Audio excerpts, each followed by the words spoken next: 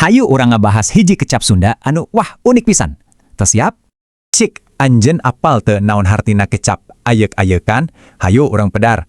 Jawabanana orang tingali langsung tina kamus basa Sunda ieu. Jadi, aut-autan teh hartina cerik. Tapi ieu lain cerik biasanya. Nu kahiji, syaratna sorana kudu tarik pisan, lain ngan saukur ingkah-ingkahan. Terus anu kadua, cerikna teh kudu lila pisan, teu eureun-eureun. Nah, iya nu paling istimewa. Sorana kudu siga anu ker ngalagu. Jadi ingatnya, tilu unsur ieu kudu aya kabeh. Kakara bisa disebut aek-aekan. Oke, ayeuna kumaha upami orang terapkeun dina kalimah? Contohna kieu, kunaon Nyi Isah teh mani kitu? Tah, naon maksudna kitu?